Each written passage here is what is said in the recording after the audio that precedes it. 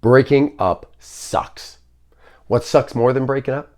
Doing it over and over and over again. What sucks more than that? Doing it over and over and over again because of the same things, the same patterns, and pointing fingers outside at other people when actually the common denominator is you.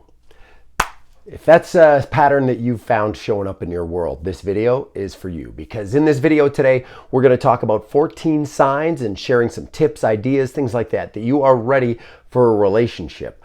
All right. And they're also, these 14 signs, not only are they good for introspection and looking into yourself, but also to look for in the person that you're thinking about getting into a relationship with. So a little quick note today, if you're watching this video, everything is working out for you. Stuff that you cannot see, stuff that you do not know about. Everything is lining up behind the scenes. So get ready to start seeing evidence of that showing up in your world. My name is Kerry and welcome to my YouTube channel, where we talk about all things mindset, motivation, and manifesting, and then how to use those things in your life to level up to become the best version of yourself. So thank you for joining today. We're going to get right into it, because 14 signs, tips, ideas, things that you can implement that are going to show you that you're ready for a relationship or get you ready for a relationship. Okay, so all of these things I talk about today, if any of them you want to dig in and get a little more work on, if you're not sure what it is, or you're like, hey, you know what, maybe I need a little bit of work on that, send me a message, let me know. And I've got one-on-one spots available for coaching, as well as group programs, some really cool group things coming up. Stay tuned for that. As well as if you wanted me to do a video about it, get in a little deeper, let me know. Okay, here we go. So the number one thing, and the number one on my list, but not necessarily the most prominent. So these are in no particular order. We'll go through there. So number one is you've invested time in yourself. You've reflected. You've really taken that time, done some inner work to reflect on what went wrong in your last relationship, what was good, what was things that you could have done different, what were things that they could have done different, what are things that you wish would have been different, and really sitting back as a third person, almost viewing your last relationship from an outsider looking in and being really objective with what was actually going on in there. Because when you're caught up in the emotion and craziness of the whole thing, dust everywhere, you can't really see what's going on objectively. So you've taken some time to go through that, right? And really objectively take inventory of what was happening in that last relationship. And then you've got that little list, or those things that are there that we're going to come back to a little later on, right? They're going to touch into some of the other points, but you've taken the time to actually reflect. Okay. Now, number two, you've taken the time to heal, right? You've got over the last relationship. You've heard the saying, hurt people, right? And it's true. And I think the biggest thing here is that there are people that are hurt, that know they're hurt, that carry that around and say, oh, well, I'm gonna go after other people and make sure that they feel the same pain I did and stuff like that. And I feel very sad for those people. And if you know one of those people, if you've been one of those people, if you are, I encourage you to do the work and move through that, because ultimately that comes back and it just hurts you, right? And knowing the pain and hurt that you inflict on others. So take the time to heal. Now we can talk about the healing process and everything else, but overall the healing process, I'll go through some of the points. It's like shock, denial, bargaining, anger, blame, pain, grief, reflection, acceptance, rebuilding, forgiveness, hope. That in a very condensed, that could be its own video on its own, but that is the healing process. So where are you in that process? And do you necessarily have to be at the finish line before you get into a relationship? No. But I would say if you're still in the anger and blame phase, of the healing process, probably not a good idea to get into a relationship, because you're just going to take that out on the next person. And I'll tell you what, they don't deserve that. And if they happen to be someone that you would really click with and get along with and really jive with, you're messing it up, right? You don't want to cross paths with that person until you're ready to show up as the best version of you. So making sure that you've taken the time to heal. And emotions are a big part of that, and there's lots of stuff. We'll touch on some of these other points as we go. So number 3, this is going to use the little objective list that you looked at and kind of being taking an overhead view of what went on in your relationship, your previous relationship or relationships. Could be patterns, could be stuff like that you see. But have you owned the role of the demise, your role in the demise of that last relationship? Now, I'm not saying that you are 100% a problem with it, but you played a role in it.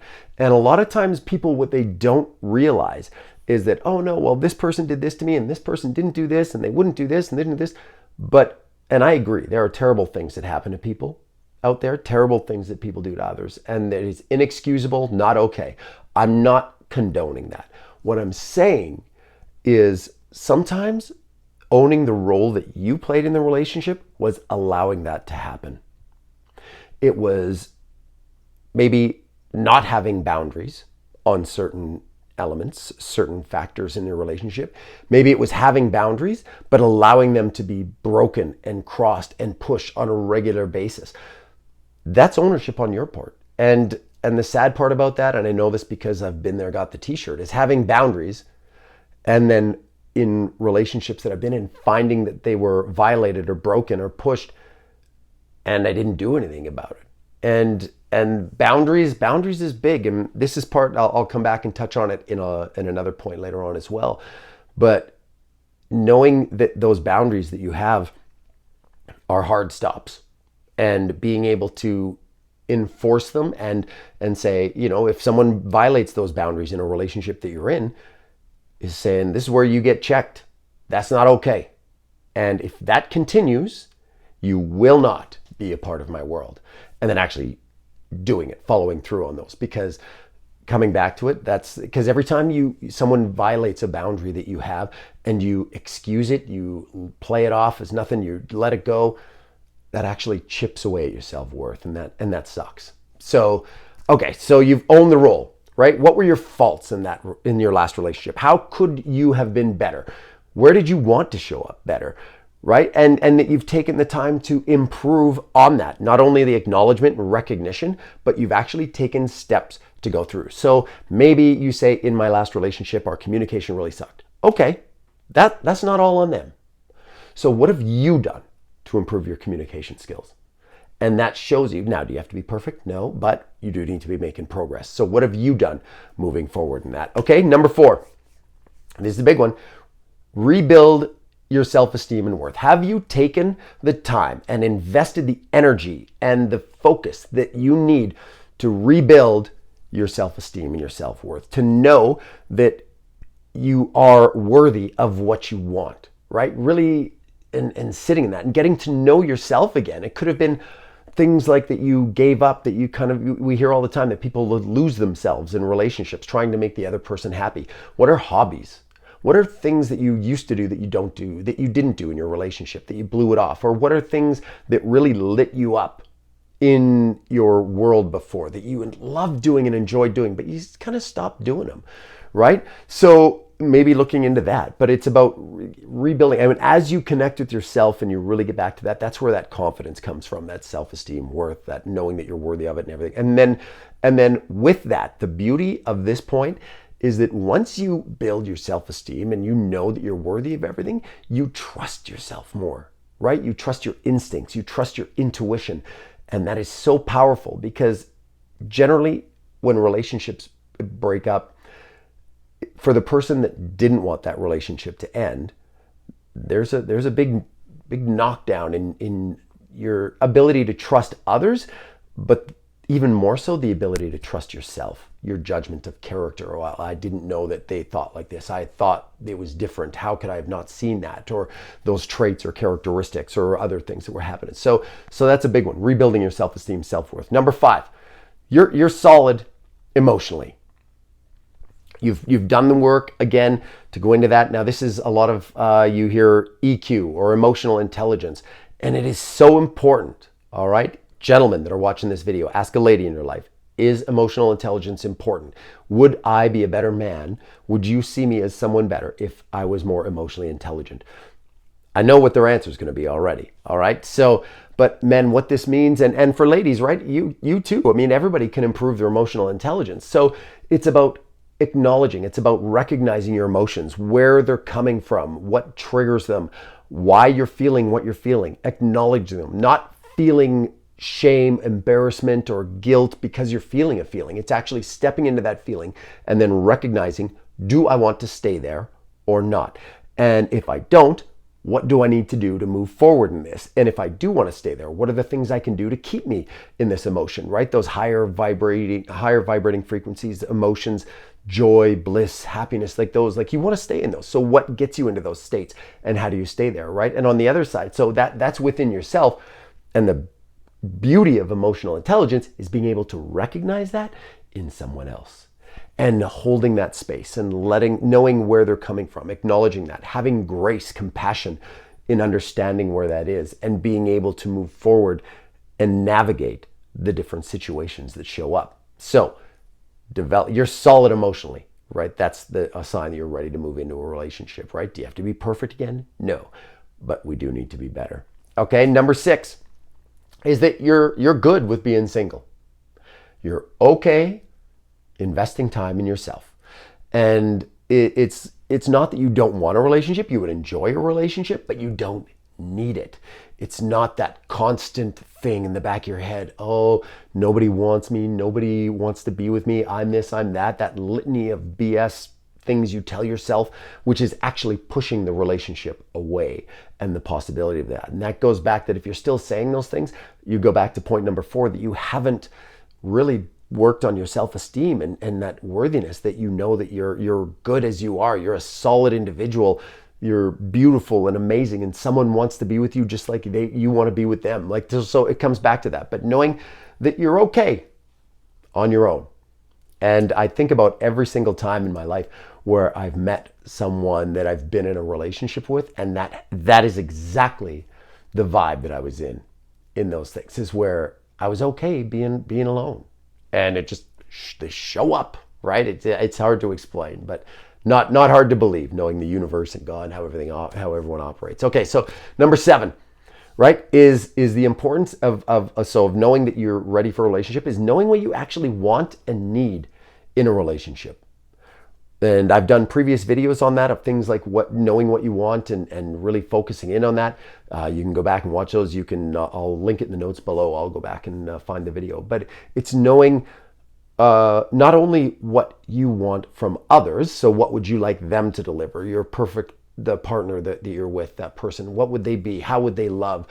What would they say to you? What would they do? And then coming back for your end as well, what does love mean to you? How do you want to love? What does that mean to you? What are your love languages? How do you express love? How do you receive love? And knowing what those wants and needs are, right? Those are important, that you know that in the relationships that you're in before you move into them. Okay, so I'm going to keep going. Number 8 is you will not settle for less than you deserve. This comes back to number 4, knowing your worth and your self-esteem, right? It's that you, and I touched on that, you set those boundaries, knowing that I will not tolerate someone talking to me like this. I will not tolerate someone who, these actions are there, they make me feel like this, or they don't respect, maybe it's your family, maybe it's they don't respect something, culture, things like that. Like, it could be a lot of different things, or your views on things. I mean, it's important that you have those, but then when you have those boundaries, you back them up. It's not all bark and no bite. You've got to be solid that if those boundaries are violated, there are consequences to those. And I'm not saying you have to turf the relationship the minute somebody doesn't, if you sneeze, they don't say bless you, right? But what I am saying is that if there are things that are deal breakers in your world, it's a deal breaker, no matter what, right? Because you deserve more than, you deserve someone to treat you kind and caring and love you like you should be, instead of this ongoing negative treatment that so many people tolerate in relationships right now. Okay. Number 9, sign that you're ready for a relationship, is that you're not waiting and hoping that someone's going to show up and save you, right? Someone's going to be in a relationship with you and finally you won't feel lonely, or that you're out there searching for love and someone is going to magically show up and save you from this search and be your answer to absolutely everything. No, because if you feel those things right now, you'll feel the exact same way in a relationship. Doesn't matter who the person is or what they're doing. So you've got to be solid before you move in. So you're not waiting for someone to save you. Number 10, and this is probably one of the more important ones, I guess, if I had to say on this list, is that you're ready to play full out, right? You're ready to love with all of your heart. You're ready to be vulnerable. Oh, the V word that so many guys get scared of. But it's about being willing to be hurt again, right? And the reason why people aren't willing to be hurt again is because they haven't done the work on themselves and with themselves to know that they're going to be okay if they do. That's where that fear comes from. It's like, well, I'm not going to ever date anyone again. Why? Because your heart's broken and you don't want to be hurt again. I get that. I understand that. But when you've done the work and you're confident that no matter what happens, you're resilient, you're solid, and you can bounce back from anything, that you recognize those emotions and you can process them, you have the tools and things you need to navigate through that, and it makes you stronger no matter what shows up in your world, then you can show up as the best version of you. Show up and love absolutely more amazing and provide that to someone than you've ever done before and receive it like you've never experienced before. I'm telling you, it's possible for you. Okay, that's one of the big ones in knowing that you're ready for a relationship. Number 11, forgiveness. Oh, the F word, right? And this is one that, again, you hear all the cliche sayings that forgiveness isn't for the other person, it's for you. I agree with that, right? But it's more about not condoning that what happened in your past relationships is okay. And again, there are terrible things that happen to people, right? With abuse and infidelity and stuff that is inexcusable. It's not okay. But it's knowing that you've let it go. The world's going to sort that out on its own. They can't, those actions of the people in the relationships you were in the past cannot control how you love and how you move forward in the future, right? They do not control you. And by letting that go, it is so freeing for you in letting go of that resentment and that anger and stepping into a place where you can actually experience the love that you deserve. It's so amazing, right? And there are going to be moments. Now, I'll tell you what, anybody that says, oh, once I forgive, it's great. No, there'll still be moments where you go back, whether you see that person or you hear a song or whatever, those little things. But again, you have the emotional intelligence to realize, well, where's that emotion coming from? Where was that trigger? Oh, and that's not who I am. And I'm this person. I'm not that person anymore. And moving forward with that, that's where your progress comes from. And that's where you step into that beauty and amazement that you deserve. Okay, so number 12, we're almost there, 14. So number 12 is you've created a network for help and support moving forward, right? So this is it could be therapy, could be counseling, could be coaching, but it's people that actually have your back for you, right? They know, they have that guidance, that experience in knowing that maybe if you know on your own, like there's certain patterns and stuff, well, once I start getting into this, I automatically, as soon as I start dating someone, I instantly think that they're my one and only, and I start posting on social media that they're so wonderful and this, and I'm talking about white picket fences and riding off into the sunset, and I've been on 2 dates with them, right? Maybe that's something that someone else can say, hey, hold on, pump the brakes. I'm not saying that they're not a great person and the potential is in there, but let's maybe not start picking out wedding colors quite yet. Right? So, and again, if there's little things that happen, maybe there's something in the relationship that is a violation of your boundary. And you're like, well, it was only once, or they didn't really mean it. But that support network that you have says, hey, this is how it starts. This is how it started last time. And you told me that if this happens in a relationship that you're in, to let you know, because we know where this is going. So having a support network is super important, not only from troubleshooting, from that, but, in that angle, but actually growth and moving forward and showing up as the best version of you. So having that network. Number three is you're good with taking it slow, right? See situations, see people, see things, signs.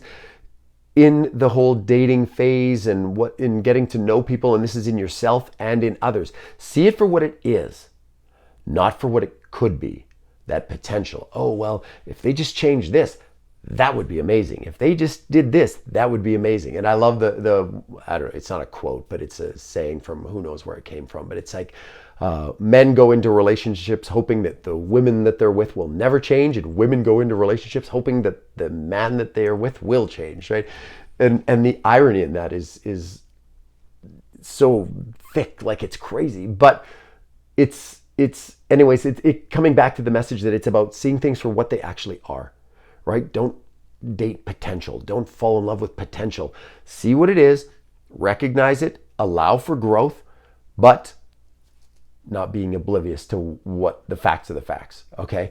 And number 14, the last one is that really being grateful for what is and excited for what's coming in that relationship, the growth that you can experience with someone. Be with someone you can build with, right? Not someone that wants you to stay where you are and stay as the smaller version of you. Be with someone that wants to grow and build and develop with you. That's so important, right? And I think the variables on that is that, yes, so many people in relationships, they go, oh, well, these, whatever, list of these characteristics and traits, or like they've got so many things that are great, but they do this one thing or they do that thing. Now, I mean, it comes back, it's a balance, right? If it's violating a boundary that you have or it's a deal breaker, well, then that's something that you need to address. But so often we focus, and I see it so often in the clients that I work with, and just even as an outsider, just watching people operate in their day-to-day relationships, is that we focus on the things that are negative about people, and they're not really that big of things, right? Oh, this person always doesn't put their socks in the laundry hamper. This person doesn't do this. This person, whatever. It could be, I'm hesitant to give examples because some of those things are big things to people, some aren't. But we focus so much on those little tiny things that really in the big picture, there's an amazing person here that does so many things and they're so great and marvelous, and you're not grateful for those things that are. And in turn, you focus on those negative things, and we all know what you focus on grows. And so what do you want to build in the future, right? So being grateful for what is and excited for what's coming. So those are my 14 things that the signs and tips and kind of things that you should work on to make sure that you're ready to be in a long-term relationship, get into a relationship as a healthy person. And those are things that you should be yourself. Those should be things that you're looking for in others. If you want more support on any one of these things on this list, you can put in the comments below. I could do another video in more depth on any one of these. Also, you could reach out to me. As I mentioned before, I do have group coaching spots. There's one-on-one spots, and then we could kind of dive in specifically onto something that you're working on and you want support with right now. So you can find that at kerrykish.com. I'll put my website and socials in the links below as well. So you can reach out, book a free call. Love to connect and just hear a little bit about what you've got going on in your world. So please, as the YouTube algorithm loves, if you enjoyed and got value from this video, please subscribe to my channel, share it with others, save it, come back, watch it again later. Anybody that you think that this message could benefit, because that's what this is all about, right? It's about growing or joining me in my journey as we grow to become the best version of ourselves. And a lot of these things on this list are things that I didn't pay attention to before. And then what happens is you start seeing patterns showing up in your relationships, and then you realize and you take ownership of that, and it's like, I need to do these things to get to where I need to be. So that's what it's all about. So please share it, like the video, like I said, and subscribe. So if you're interested in keeping the momentum going, by all means, you can watch the video that's popping up on the screen right now, because it is also about motivation, mindset, or manifesting, and how you can use that and apply it in your world to become the best version of yourself. So thank you for every single moment that we shared today. I look forward to seeing you in the next video. And until then, I am grateful for you, and I'm sending peace, love, and positive vibes your way.